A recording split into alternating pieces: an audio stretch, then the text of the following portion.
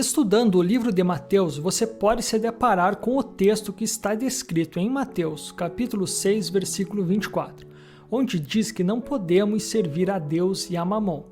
Vendo isso pela primeira vez pode causar confusão. Quem é esse Mamon? Seria algum deus ou demônio daquela época ou alguma pessoa? Olá, graça e paz, tudo bem? Aqui é do canal Como Entender a Bíblia.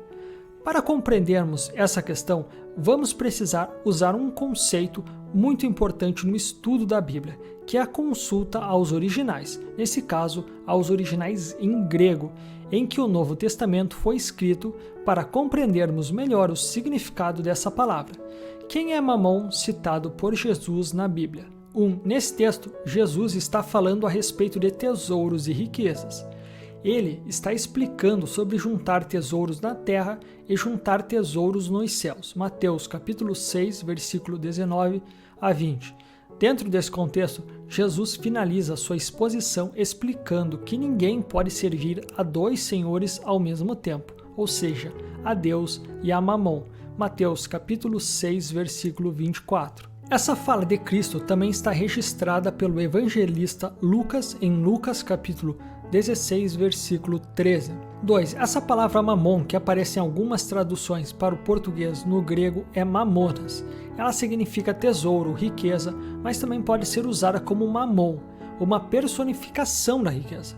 Ela aparece em outros textos também. Por exemplo, se, pois, não vos tornastes fiéis na aplicação das riquezas, mamonas, de origem injusta, quem vos confiará a verdadeira riqueza? Lucas capítulo 16, versículo 11. O acréscimo entre parênteses é meu. As traduções mais novas em português já utilizam a palavra riqueza no lugar de mamon. No entanto, existe um motivo interessante para que se utilize mamon em várias das traduções e essa razão traz mais riqueza ao texto. Vejamos. Por que algumas Bíblias traduzem mamonas como mamon? 3. No texto em que Jesus fala sobre servir a dois senhores, Mateus capítulo 6, versículo 24, note que Jesus personifica a riqueza como se fosse uma pessoa, um senhor, que poderia ser servido pelas pessoas e não meramente um objeto, bens ou dinheiro que as pessoas têm. Ele faz isso para fortalecer o argumento de que as riquezas podem ser um Deus para as pessoas, como se fossem realmente algo com que elas pudessem interagir pessoalmente. Sabemos também que quando não seguimos a Deus, estamos seguindo o maligno. Logo, Jesus mostra claramente que as riquezas podem ser um Deus, um ídolo, um senhor na vida de muitos.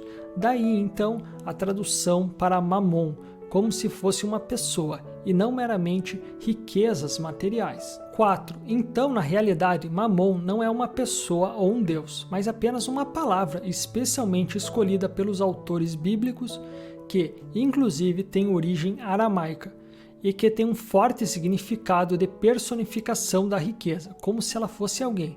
Em outros textos, onde aparece a palavra riquezas no português, aparecem outras palavras gregas, como ploutos, Romanos capítulo 9, versículo 23, Efésios capítulo 3, versículo 8, Hebreus capítulo 11, versículo 23, Tiago capítulo 5, versículo 2, ou xerema, Lucas capítulo 18, versículo 24, Marcos capítulo 10, versículo 24, que tem um significado mais direto de bens materiais.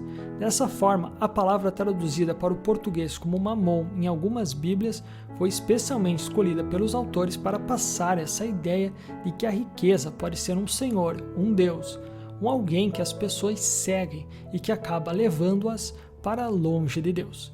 Não se esqueça de dar o like, se inscrever no canal e se quiser entender mais sobre a Bíblia, baixe o e-book gratuito que está na descrição. Lá eu explico em detalhes o que você pode fazer para entender melhor a Bíblia e mais algumas super dicas. Que Deus te abençoe.